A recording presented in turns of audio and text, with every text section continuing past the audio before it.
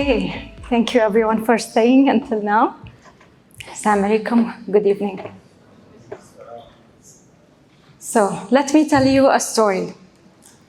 One day I was in my office, working late, overwhelmed by deadlines and surrounded by the silent night that seemed to amplify my fatigue. Suddenly, the cleaning worker came in. Gently but quietly, he placed a cup of karak tea on my desk. Karak is a beloved drink here in the UAE. It wasn't his responsibility to make me that cup of tea. He simply saw that I was struggling and chose to be kind. That small gesture lifted my spirits and gave me the energy to continue. But the true energy didn't come from the tea itself. It came from the compassion and understanding behind it. Even now, whenever I see him, I remember that moment from 10 years ago. It fills me with gratitude and reminds me how a small act of kindness can transform an entire day. But it also made me realize that often we underestimate the power of kindness. I want you to think of a time when someone was kind to you, probably when you needed it most. How did that make you feel? Has that gesture stayed with you until today? So it leads me to an important question here. If kindness is so powerful, why don't we practice it more often? What if I told you that a small act of kindness can change your brain chemistry, transform your relationships, maybe even change the course of your life? So in this talk, I'll share with you why kindness isn't just a warm feeling. It's a powerful force with profound benefits. Let's start exploring the benefits of kindness. Research shows that when you give or receive kindness, it changes you on a deeper level. So according to the Journal of Economic Behavior, kindness makes your brain release oxytocin, which is the love hormone, reducing stress and anxiety and building trust and social connections. It releases dopamine, giving us a helper's high, lifting the mood and increasing motivation.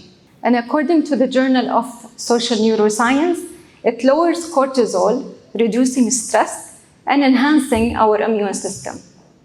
And lastly, developing a habit of kindness makes us better at facing emotional and psychological challenges. The way I see it, there are two kinds of kindness. Kindness within, which is kindness toward yourself, and kindness beyond, which is kindness towards others. But before we start pouring kindness into others, we have to start nurture it within. We can do that in 3 different ways. Starting with self-compassion. How often do you criticize yourself? Most of the time, we are our own worst critics. Let's face it. A study in Mindfulness Journal shows that people who practice more self-compassion are less likely to be depressed, and they have healthier relationships. I see self-compassion as the bridge between self-criticism and self-acceptance, opening up room for true personal growth. So imagine with me a person, a loved one, a friend, or someone that you care about who's going through a tough time, or maybe even made a mistake. How would you comfort them? Now turn that same understanding and compassion inward and feel its power. It's very powerful. Second is self-forgiveness.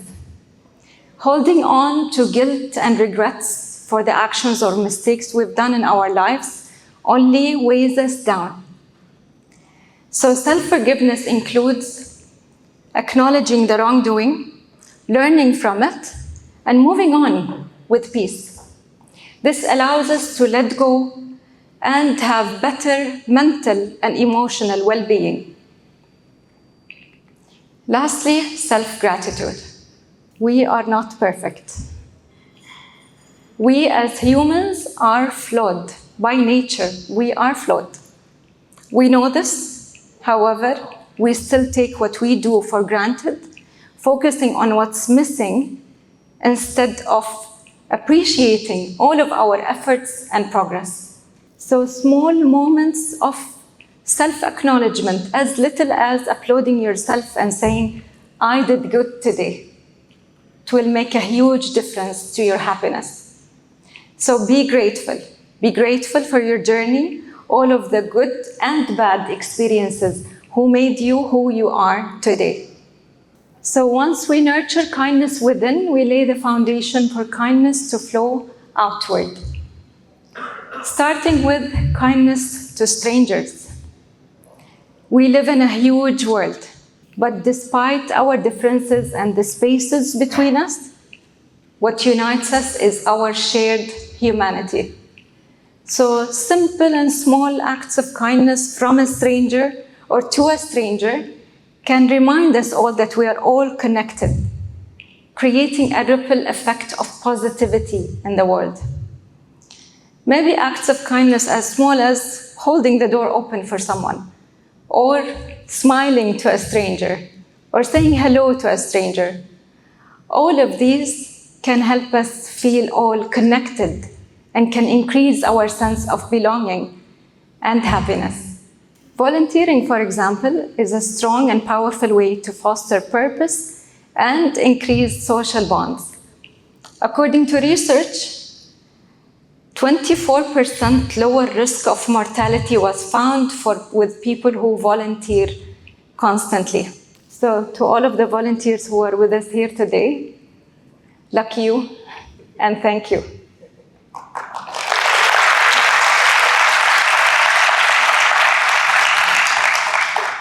In another study conducted in Toronto, Canada, researchers observed the behavior of commuters as they interacted with bus drivers. They found that 23% of them greeted the bus driver upon boarding, and only 8% did that when getting off. Yet, when passengers said good morning or thank you, the bus drivers reported feeling seen, respected, and appreciated. As Wendy Mouse beautifully said, be kind. For everyone you meet is fighting a battle you know nothing about. Second is kindness to family.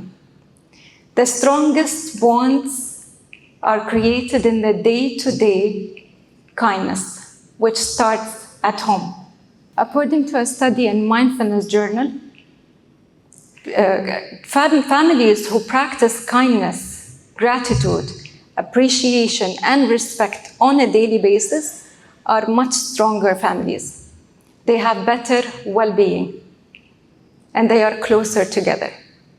I teach my kids that kindness starts at home, because the way we treat each other as a family defines how we interact with the world around us.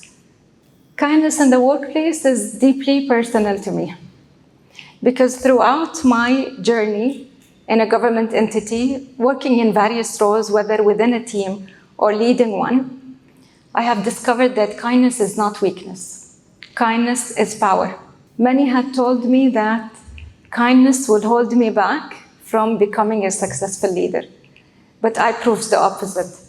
I proved that kindness fosters trust, kindness increases psychological safety, kindness increases productivity.